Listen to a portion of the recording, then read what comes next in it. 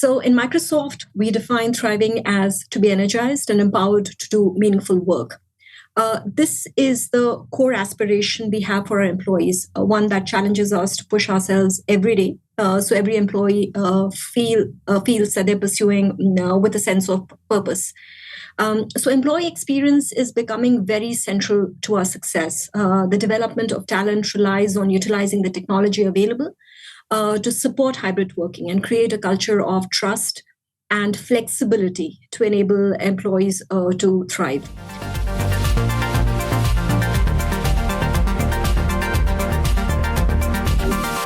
Hi everyone, welcome back to the HR Leaders Podcast. On today's episode, I'm joined by Shipra Singh, who's the head of HR for Switzerland and Austria at Microsoft, and Michael McKiernan, who's a senior client partner in organizational strategy and transformation at Korn Ferry. During the episode, they share Microsoft and Korn Ferry's key learnings for successful hybrid work implementation. They talk about the importance of senior leaders in fostering a culture of empathy and empowerment in driving change, why we need to rethink employee well-being strategies in the context of modern work environments, and how to recognize and address generational trends and outliers for effective HR management. Lastly, they talk about the urgent need for companies to focus on reskilling and upskilling to stay competitive. As always, before we jump into the video, make sure you hit the subscribe button, turn on the notification bell, and follow on your favorite podcast platform. With that being said, let's jump in. Shipra, Michael, welcome to the show. How are you both? Good, thank you. Nice to see you. Chris? I have to say, Shipra, first and foremost, congratulations on the new role. Thank you so much, Chris. It's been quite an adventure. And as I was sharing earlier, honestly, coming to another country as a tourist is very different as compared to coming here to live and work. And I've been pleasantly surprised, with the goodness that has existed around in my organization and the people around. So honestly, after the initial period when we were like really overwhelmed, we're settling down well. Nice. And just beginning to explore Switzerland, Europe, the work here, and it's really nice. It's quite great. Good. Well, on that note, then, before we jump in and hand over to Michael as well, like tell everyone a little bit more about you and your background and journey. Do you know, did HR choose you or did you choose HR? Chris, I come from India, right? And there, the moment you start coming to your 10th grade, 12th grade, you start talking about when will you do your post-graduation and what would you do then? You even skip a step, you go beyond graduation, you start talking like that. So I honestly didn't choose HR. I chose a college, which was supposed to be a very good college that would help me land a really good job with a good company. And in the process, I started studying HR, and my first job that I landed was in HR. And after that, I realized it was good. It was exciting. I was learning every inch of the way, and I didn't think of changing, to be very honest. Yeah, but I didn't choose it as such. But in retrospect, it seems like a good choice and no complaints. Nice. Well, it's definitely served you well, and also it's ever changing. So if you want to be in a role which is constantly evolving and keeping you challenged, that HR is the one. Oh yeah, absolutely. to do that. Amazing. And Michael, what about you? Tell everyone a little bit more about you and your journey to where we are today. Thanks, Chris, and Shipra. I do hope you're doing okay with the weather, because that's a big change from India to Switzerland. That's true. One of the bigger shocks. I fell into it as well as regards to working in HR. So I'm now working with Korn Ferry, which is one of the big HR kind of global advisory firms. My story was it started in the States. I grew up in the States as a kid, and I really liked foreign languages. I did foreign languages in university, qualified as an interpreter, and ended up moving to Ireland, at which point my parents were like, "What? You've done all this study, you're moving to one of two English-speaking countries, the one we all come from. That's not really the way it's supposed to work." And found myself kind of in Ireland, working in kind of training and development and leadership, kind of in my early 20s, and really enjoying it. And then found as I was doing that actually there's wider pieces around what people do in work and how they do that. So ended up moving to London and taking a job with one of the big consulting practices in their HR consulting practice, looking at really kind of how behavior changes and why people do things the way they do. And if you communicate to people slightly differently, they'll probably behave slightly differently. And then I've spent the last 20 years actually focused on that, which is, how human beings work and how we can help them do things differently, because we're probably the most complicated thing in business, actually. It's kind of the factors that come into it. And I guess for my sins as well, in one of my roles in Dubai, I had the pleasure as well as the experience, same as Shipra, of being the HR director across kind of 11 countries for part of the business. So I ended up actually being on that side of the fence where you were kind of coming up with those strategies and directly supporting people in some quite interesting environments. Nice. So that's must be really interesting to experience both perspectives, to be on the inside and also on the outside. Two different, very very different, but skills. Learn different skills on both. Different skills on both, but also different perspectives. And sometimes what you're trying to achieve is slightly different rather. So if you think about it from a people perspective, as an HR director in Shipra, you've probably seen this all the time. You're there to make sure people have what they need, the right environment to work in, the right support materials, as well as kind of creating enough excitement and pressure that they're actually able to deliver, and then making sure they have what they need to deliver.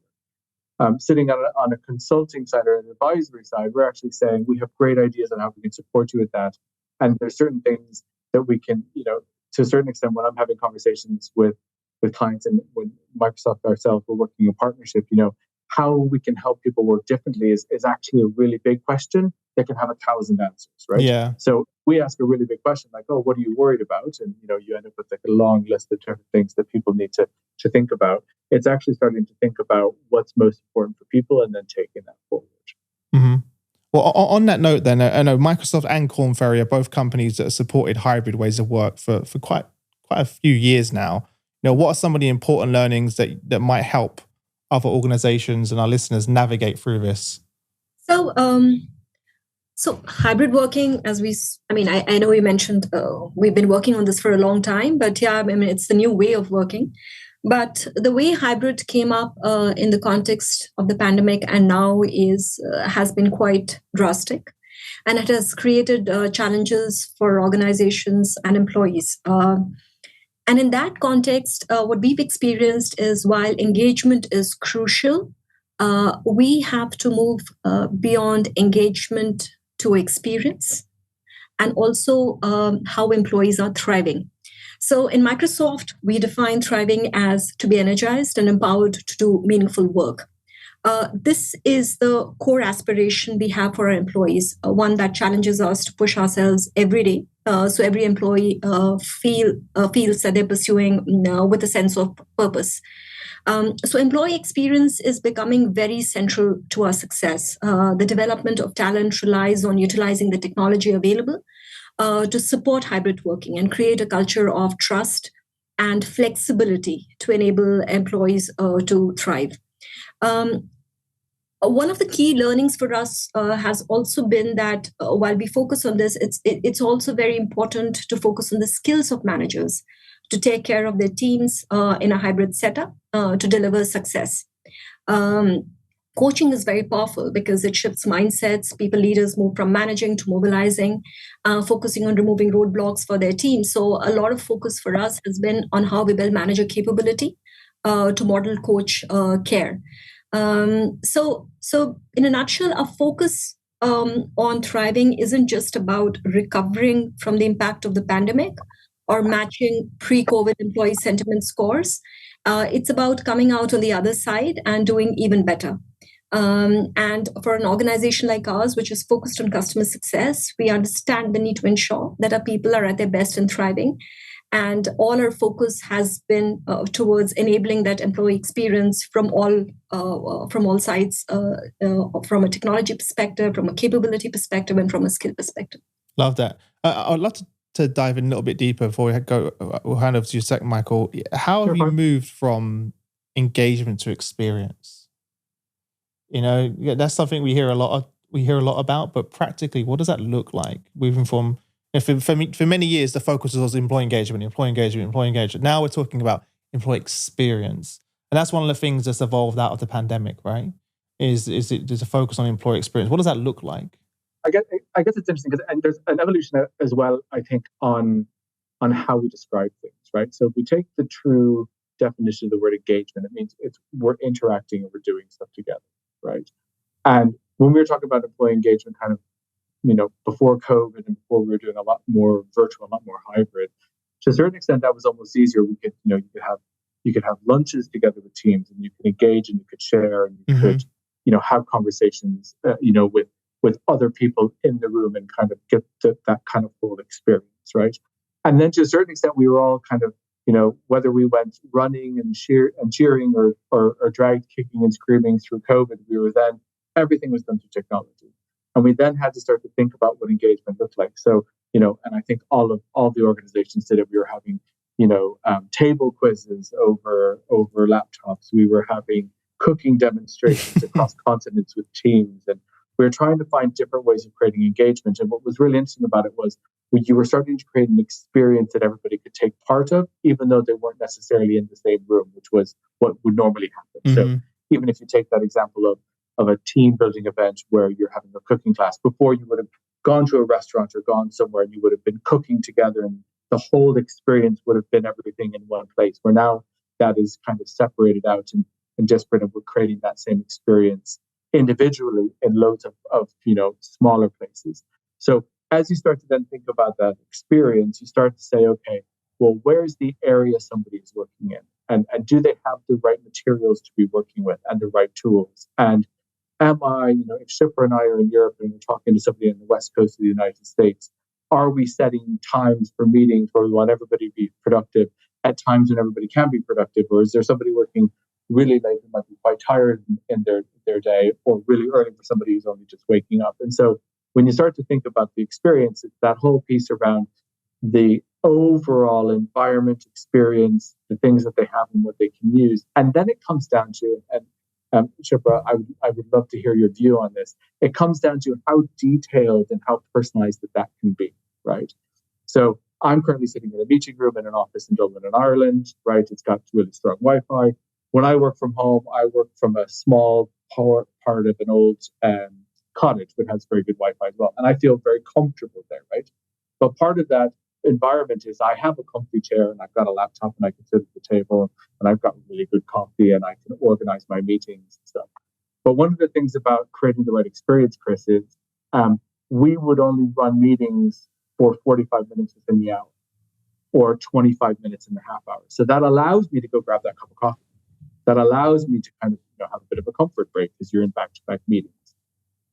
We now encourage people within their work environment or work experience to create half an hour breaks, because even when we were working in the office, you never went from 8 a.m. in the morning to 6 p.m. at night with no breaks at all. Like the human brain will just explode, right? So the experience is thinking about all the different factors that come into what that looks like. And a really good example, sorry, and I will stop talking in a second, Shipra, but I work with a fantastic partner that's on the West Coast of the United States with our partnership within Korn Ferry and Microsoft. And they were part of that really big storm that went through Northern California last week, right? And so they're like, look, we've lost power. So I'm actually turning off the laptop. I'm going to go onto the mobile phone because we're not sure how long the power is going to be off, but I'm listening, right? And you can actually almost kind of start to think through and going, all right, so that's a very different work environment and work experience that I'm having. I'm sitting comfortably in an office building in Dublin in Ireland. And, one of my colleagues is currently sitting in the house thinking about when the power might come back on because there's a massive kind of, storm outside. So it's starting to think about those types of the holistic experience within which people are working. Absolutely, Michael. Just to add to your point, it has had a huge impact from a culture perspective. Earlier, we would not know what's happening in someone's life. But what this created was that we got a peek into each other's personal lives and developed an appreciation of of the whole self of the individual rather than just the professional self who comes to work. And that changes the dynamics, right? I mean, the expectations around when you say taking a break or setting up those gaps between meetings are set in a certain context of understanding what the individual priorities are while ensuring the outcome happens. And I think this has, from a different side, a different perspective of creating a culture which is more inclusive, which is more rooted in the personal reality of the individual, and also helps the individual align their personal priorities to the priorities of the organization. I think this was personally a very good insight for me from working in these past few years, and definitely working with Microsoft. Mm-hmm. It's also one of the first times that we empowered our line managers and leaders to make decisions on how, when they work individually amongst their teams. Before, we had this kind of one-size-fits-all model that everyone just had to fit within, right? And all of a sudden, even me, I'm giving my managers the autonomy to say, figure out what works best for you and your team in your dynamic and those personal circumstances. And that in itself is a whole new set of skills and challenges for leaders and managers. The conversations they've never had before. And for me personally, like we mentioned earlier around line managers, you're saying, talking about things like leading with empathy and having conversations like that we never really had before, and customizing the experience to each individual employee as well. Shipra, what were some of the skills that you kind of discovered that were important for line managers in this new world of work? I think the managers are very pivotal to bring the employee experience to life. Let me put it like this: we can put tons of technology, but if the managers are not able to leverage that to create the right experience, it becomes very difficult. Also, managers help us scale the employee experience. Mm-hmm. Since we are talking about an HR, the HR capability as well, and in the past few odd years, gone are the days wherein you would deploy one HR person for so many hundreds or certain kinds of employees. I mean, these days technology does a lot of stuff. So in our experience in Microsoft, a lot of our effort has been towards building manager capability. And one of the frameworks that we anchor ourselves in this is something called model, coach, and care. So we keep it simple, and we say, as managers, you're expected to role model certain behavior. As managers, you're expected to coach your employees and not constantly review them. So ask the right questions so that employees figure out the answers. And the third bit is care. And care is, there is the obvious meaning of it in terms of leading with empathy. But it also means that I, as a manager, know my employee well enough to be able to understand the aspirations of the employee and to be able to channelize those aspirations in a way that's meaningful for the employee and the organization as well. For us, that's an essential element of care as well. So I think these anchoring ourselves in these pillars of manager capability has helped us. They are extremely pivotal to creating employee experience, to connecting with customers, to connecting with them, to a larger organization. And staying anchored on this has helped us pretty much scale the speed for the rest of the organization. I love that. And I'll tell you a story from yesterday, really random, but it just sort of, you brought it to mind. I was interviewing someone and I asked them, what are their passions? What do they care about? What means them, their why, their purpose? And they paused for what seemed maybe 5 minutes. And I was like, oh, maybe I hit a nerve here. And she said to me, she's like, Chris, I've been doing this for 20 years and no one's ever asked me that question.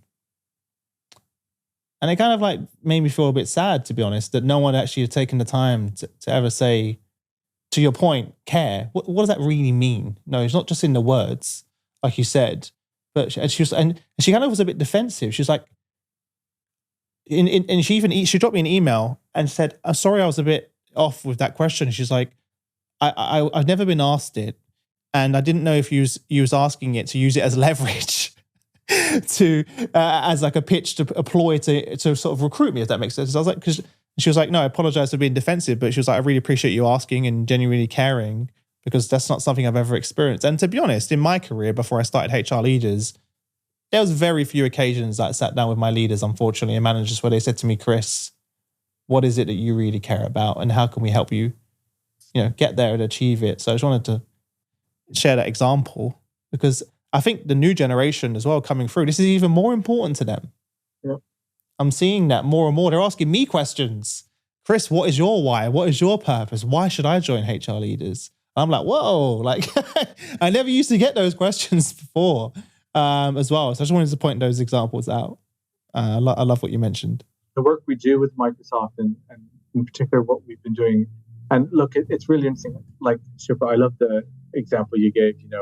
Most of us are, when we're working from home from COVID or so, working there, and you get a window into people's lives, their children and their pets and their, probably their hobbies and everything else. But what I do find really interesting now is there has been a bit of a reset as regards to the value proposition in the truest sense of those two words around what somebody who goes to work wants from the organization they work for and what the organization requires in order for, them to be productive and to create value. And that is much more of a balanced equation now where the employees expecting value to be produced for them as much as the employers expecting value to be produced for the employee, right? And one of the things that become very, very clear within the new kind of hybrid working new world order, if you want to call it that, whatever, is this idea around relevance. Like, how relevant is what I do to my purpose, my vision, my own personal values? Do I align? It's no longer sufficient to say I like my job, right? It's much more about not only do I like my job, but I like what I do. I like and respect the people I work with, and I respect and understand the organization I work with. And that becomes a much stronger contract, if I can call it that, between individuals and organizations, because it's holding both sides to account. And the ability now that we have, and even if you think that, the amount of technology, the amount that technology has enabled organizations to flatten, right? The ability for individuals to be able to reach out and have conversations with, very senior leaders who before they never would have gotten even near the office to. Now they can just set up an MS Teams call and say, "Hi, Shipra, how are you? Can I talk to you about something?" Really flattens it and creates a level of democratization and kind of, empowerment that probably wasn't there before this level of hybrid working came into being. You talked about, Michael, this flattening of the hierarchy. It is so amazing. It's been happening over quite a number of years, and it's been accelerated through this hybrid working period. And I'm just picking the point, Chris, that you talked about in terms of the new generation, what they are looking for. And I guess there's enough research to suggest that. But interestingly, as a manager, what I have experienced that earlier they would look up to you as a source of information, someone who knew more than what they did. But that has changed totally. Because there is complete democratization of information. They have everything. So as a manager, how do I create value for them? And their value is actually steeped a lot in purpose, mission. What are you doing? What's your purpose? What is the company's purpose? And that makes them decide which company to choose or leave, for that matter. So it's quite interesting as to how this change is happening and also getting accelerated to that extent, the skills that we need to build in our leadership and our managerial population. And that's a massive culture shift. Yes. In companies, right? Whereas as in the past, as a manager, you were the source of knowledge and decision making, etc. I'll tell you another story. I hired someone recently who just just graduated, came into business. We had a team meeting where we were just sort of sharing some ideas on projects, and one of the new hires sort of challenged a perspective I had and said, "I think, Chris, we need to look at this differently. This is my opinion, and I think this is the way we should go." And I was like, "Great, I don't think that's the way we should go," but I wanted them to explore it and see where it came. And I had another member of the team message me and say, "How comes they challenged you when you're the CEO and you're okay with that?" And I was like, "What do you mean?" And they're like, I've never been in a company where someone who's just joined can say to the CEO of a business that actually I disagree. I was like, that's why I hired them. It's because they are the expert on that thing. But it was interesting because I realized that was the culture of HR leaders, that you can do that. Whereas they had come from a traditional environment where you just wouldn't do that. And it was really nice to see that. And I'm sure from their perspective, it was quite a shock coming from, I think they came from within the finance industry, which is very traditional in many senses as well. But it has shifted. My job as a leader is to get out of the way. My job as a leader is to empower them, give them the right, as you said, the right environment, the skills, the platform to do their job. Whereas in the past, it was very different as well. So I'm having to find myself, I am the bottleneck a lot of the time. I'm realizing I'm the one who needs to get out of the way as well. So there's a big shift that we've gone through. What Shipra, obviously you've just started this new role. What are the things that you're most excited about that you're working on over the next 6 to 12 months? So I think lots of stuff to do. I think I'm sure. Yeah. But yeah, I mean, let me put it in terms of the priorities. And what keeps me super excited is our mission. So at Microsoft, our mission is to empower every individual and every organization on the planet to achieve more. And I truly, truly relate to that as I work with my leaders, my employees. It's important to ensure that every employee, regardless of location, department, function, succeeds in their role in helping achieve this purpose. I'm extremely enthused by our journey on diversity and inclusion. So we're continuing to focus on this work-life balance and well-being at every stage of our employees' journey. It's a journey. Are we there? No, completely. But are we continuously focusing on that and really amping up our efforts here? Yes, absolutely. We are also focused on ensuring people have continuing access to the right learning and development opportunities. Skilling and reskilling is extremely important. So we need to ensure that people feel equipped and empowered to achieve their professional aspirations. And we make sure that regular career conversations are held with our employees to look at what their next step is. Our key focus is ensuring that our people are thriving, they feel empowered, they're engaged, and they're pursuing their dreams with a sense of purpose. So we empower our managers and employees by utilizing the benefits of Microsoft technology in terms of fostering a powerful and holistic employee experience.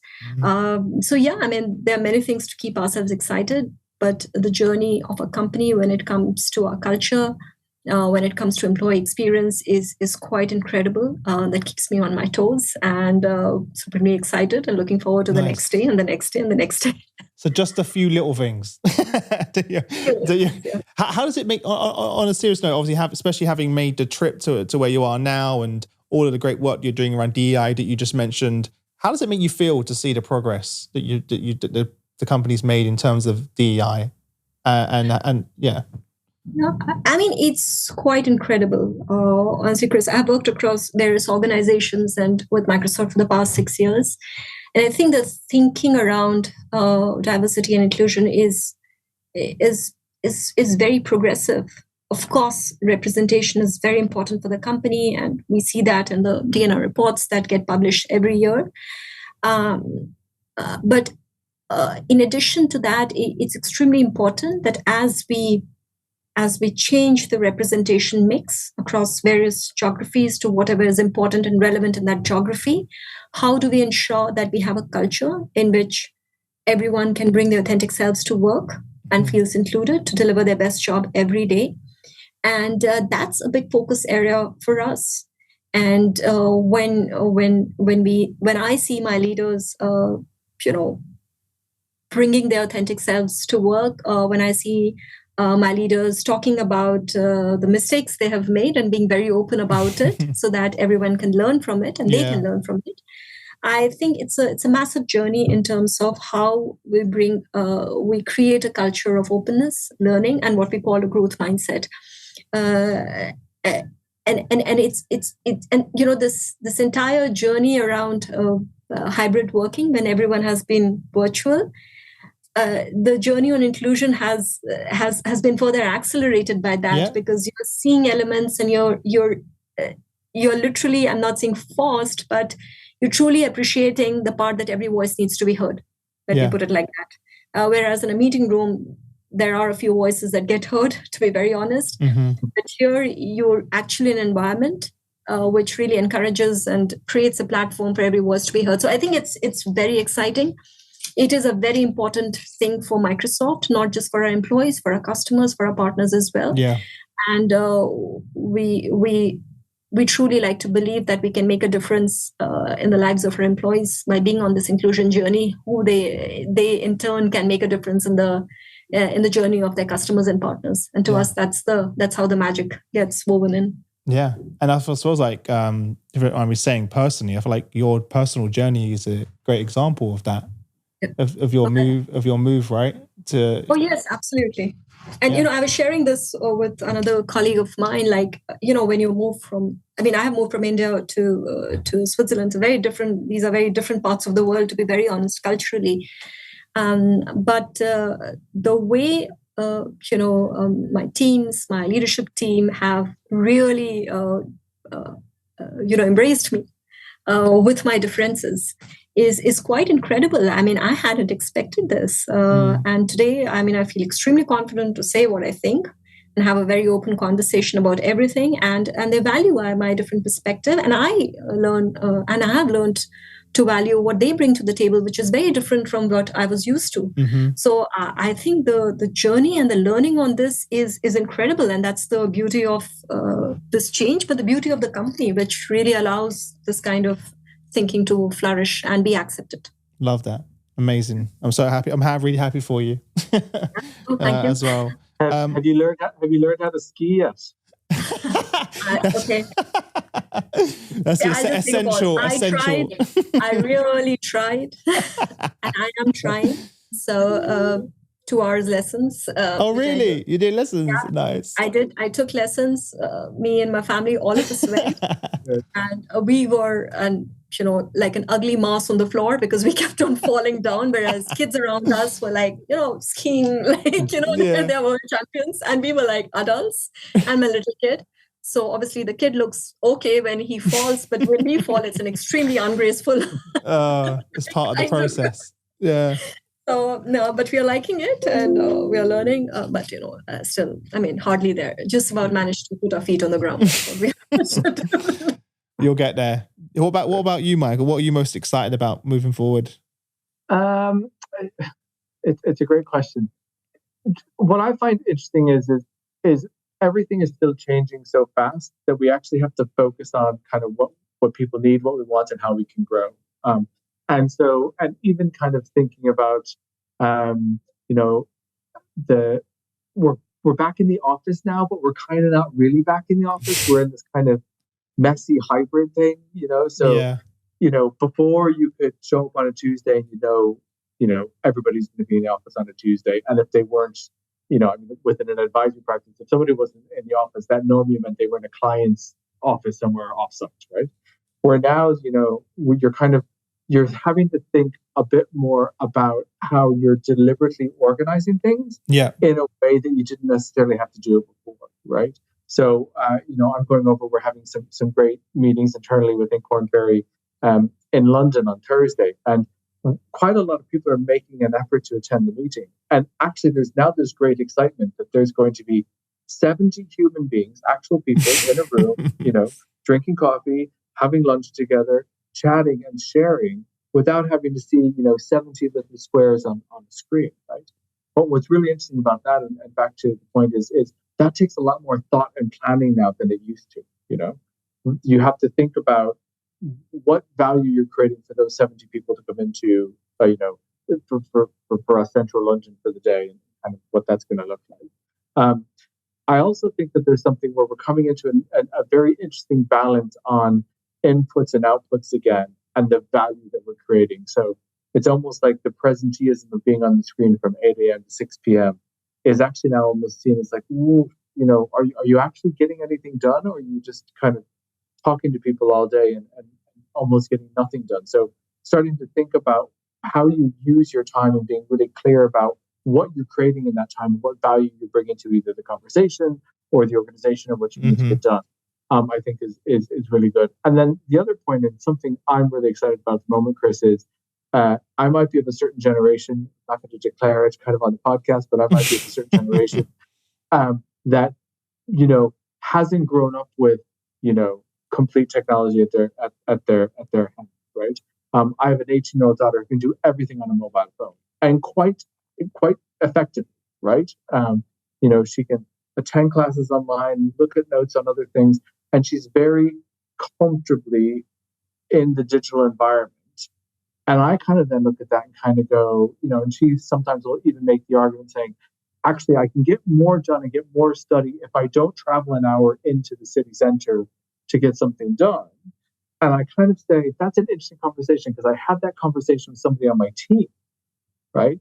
And you can see the output. So there's this whole conversation now, which is around me as a manager or as a leader going, actually, I trust how you're going to use your time because you know your working practice best, you know what's going to be most productive. And therefore, as you said, Chris, you take the step back, right? I get excited because I come into the office. I'm like, oh, I get to see people. I'm in our office today that we have quite a lot of projects on. Out of a office of 30 people, there's 4 of us in. Now, that's because some people work from home and some people are off-site. But I kind of came in and went, oh, I was kind of hoping to see more people, right? But that's my need. You shouldn't push that on other people. Yeah, exactly. Exactly. That comes together, where I'm very excited about, seeing colleagues on Thursday because there's 70 of us. There's a whole bunch of people in it. It goes back to... I like that piece of thinking about how we need to create the right balance for managers as much as some of the newer generations coming into the working environment. It goes back to Shipra's point earlier about knowing each of your employees individually, like really, truly knowing them. And also that might change, right? So as they have kids, that will change, that will shift. Yeah. They may actually go, you know what? I do want to be in the office more often now. So let's actually have a conversation around it. It's not binary. It's not you're stuck in this way of working. And also, I do think that's also where technology can help us. In terms, talking about in office, there's great technologies out there letting you can see who's going to be in the office on a Tuesday. And then you can arrange that. So you can see that virtual environment. Oh, so and so's in. I'm going to go in that day. So there's also an element of what's the word I'm looking for? I get prompts to let me know, hey, Chris, by the way, so and so is going to be in the office this day, and I'm like, oh, great, cool. Oh, yeah. So just nudges, great tools out there. Exactly, and our managers need all the help they can get to nudge them and say, hey, Chris, have you checked in with Lisa? It's been 2 weeks and you haven't checked in. I think that's the role of technology that can help us, because sometimes when you're not in an office, it's easy to overlook those water cooler conversations that organically just happen, right? Even when it comes down to celebrating success, I have a notification set up that when I know deals come in, so I can go and celebrate that moment with that individual. So if I don't see it, I don't see it. So I think that's the role of technology. So I'm excited just as much as you about that. And as I mentioned before the call, we're about to move into our new hybrid kind of office/studio. So I'm going to have a whole new set of conversations in the next couple of weeks to see how that all plays out individually and understand what does that mean for each of my team members as well. But it's exciting times ahead. Before I let you both go, we spoke about quite a few things, but if you kind of had to give one parting piece of advice to the HR leaders listening, what would that be? And then where can they connect with both of you if they want to say hi and reach out? Shipra, we'll come to you first. Okay, one bit of advice to the HR leaders. I think we need to be fully conscious and aware of the pace at which things are changing around us, and be very agile and quick to adapt to those changing needs of employee experience. That is super critical for us. We can't be rooted in the old ways of working. There is no such thing as going back to pre-pandemic days, to be very honest. Lives changed, our ways of working changed, and the new age will be a combination of pre, current, and future. So I think we need to be fully conscious of that and work with our leaders in creating stuff that is more in tune with the times and is more agile rather than getting rooted to an old way of working. So I think that'll be my one bit of learning and advice. And where can people reach me? At LinkedIn. I'm not heavily active, let me put it like that, but I definitely respond to messages. Yeah. So if anyone wants to reach out to me, they can absolutely do that. I'm going to apologize in advance that you're about to get loads of messages. So I'm just going to, don't blame me when you're like, Chris, what's going on with my inbox? So how about you, Michael? Yeah, I think what's interesting and picking up on Shipra's point around the pace of change, I like talking about going back to basics and going back to kind of, human beings. And, we are in essence very simple yet complex creatures at the same time. So really going and understanding who you're working with, who your leaders are, getting to know them, understanding what works for them, what doesn't work for them.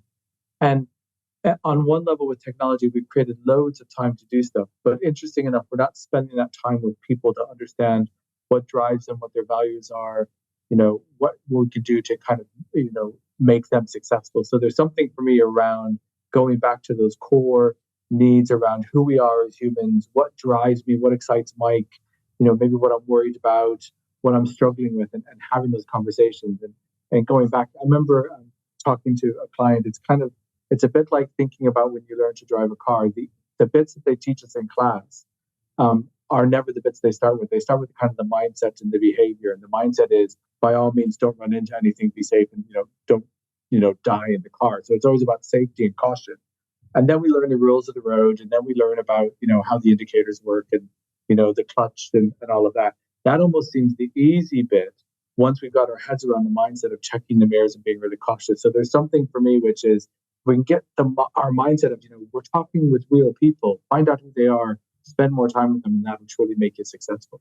Mm-hmm. And I can also be found on LinkedIn as well. Love that. Absolutely. So. Well, thanks for joining. I appreciate it. And for everyone listening, as always, the links will be below to connect with Shipra and Michael there. So make sure you go connect on LinkedIn. Appreciate you both joining us and wish you all the best. Shipra, we'll check in on you in a year and see how you're getting on with your skiing. You'll be competing for India. Too much of pressure, Chris. Yeah. What I want to see is a LinkedIn post from you with you skiing down the slopes. Oh my God.